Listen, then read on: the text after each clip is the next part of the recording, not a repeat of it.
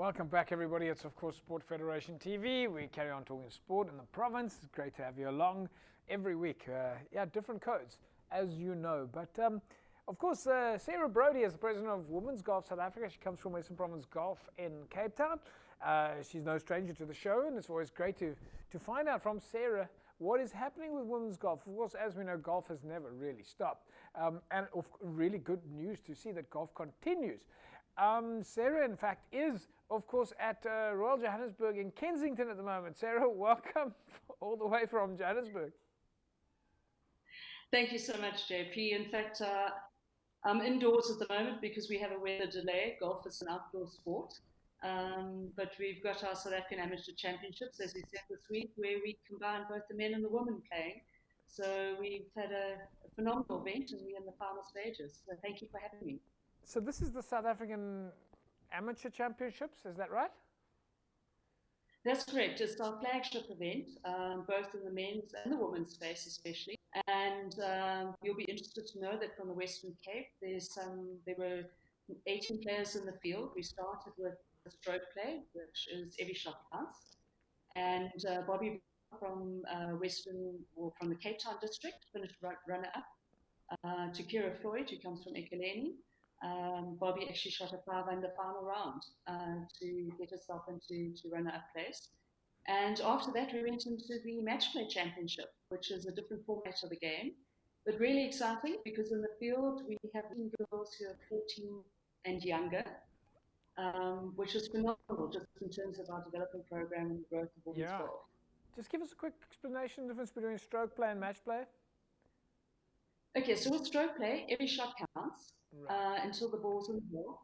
With match play, you're playing the course, also against an opponent. It's a one-way match usually. And whoever has the lowest score on a hole wins that hole. Right. Okay. So it's about points as opposed to shots played. No. It's shots played, but you have 18 holes within to win the match. So if you and I were opponents and you had a 4 on one hole and I had the 5 on that hole, you would have won the hole. And you do a countdown as such to the 18 holes. That's the best. Far too complicated for me. And I'm sure that one day will come that we'll work it out on the golf course. Tell us a little bit about women's golf development in Western Province, Cape Town, Western Cape. It's a new year. We know that you guys have hardly had, in fact, I don't think with golf that you ever sleep, that you have any breaks during the holidays and so on, because golf just carries on. You must be excited about big things this year.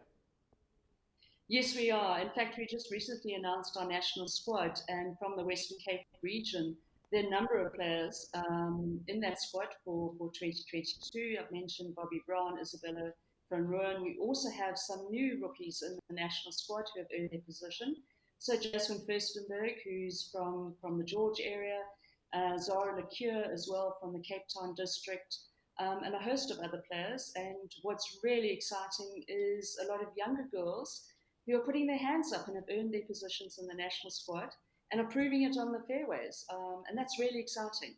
There's a very young generation coming through and their game is superb, and we work with them in the national squad program, but also in our development program, which happens at grassroots level. You guys did quite a lot of work over the last 2 years to make sure that golf stayed active. Golf, as we know, was one of the first sport codes back in the park. And the last 6 months, we've slowly been seeing a slight increase in activity in the sport codes.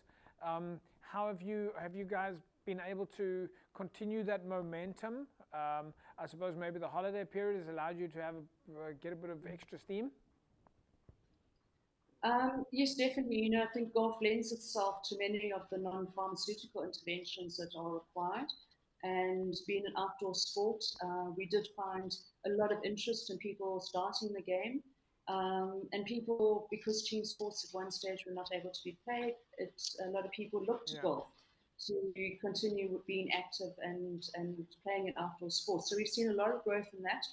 And JP, just to mention what's really encouraging in the women's space is that our national ranked events and other events that we've been playing since golf reopened, we've seen fields that are larger than what we've had in previous years.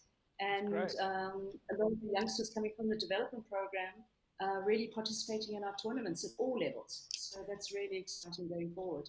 So we've got our Western Cape athletes, district athletes from Cape Town and George and Eden and Cape Winelands up there with you guys in Johannesburg at the moment.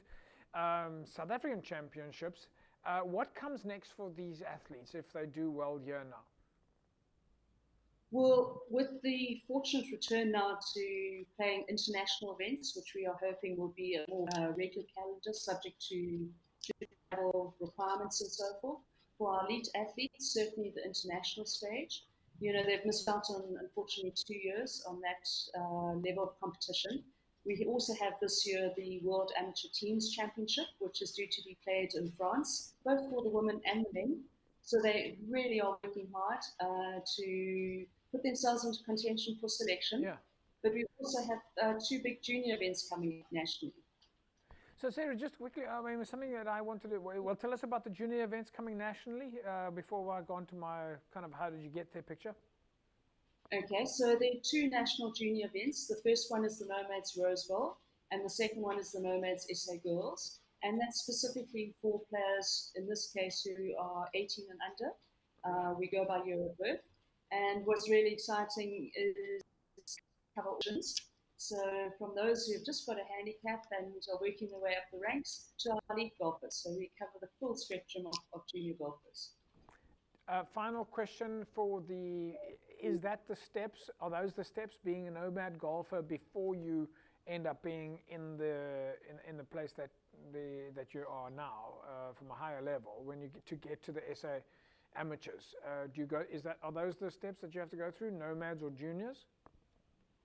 So if you are new to the game, our development program, any young girl can take up the sport, and they can join one of our coaching centres. And from there towards getting a handicap, and there are a lot of volunteers and coaches and so forth who help you on that journey.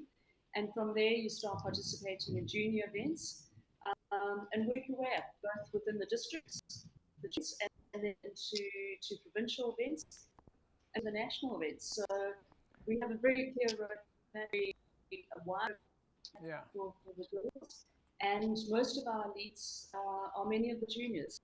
You start the SA amateurs now. I'm assuming Sunday's the last day. And in fact, tomorrow is the last day. Tomorrow's the last day. Okay. This morning. Right. And I hope you can hear me because the rain is really bucketing down. We've got the semi-finals this afternoon, which we're hoping to complete, and then we go into the final tomorrow.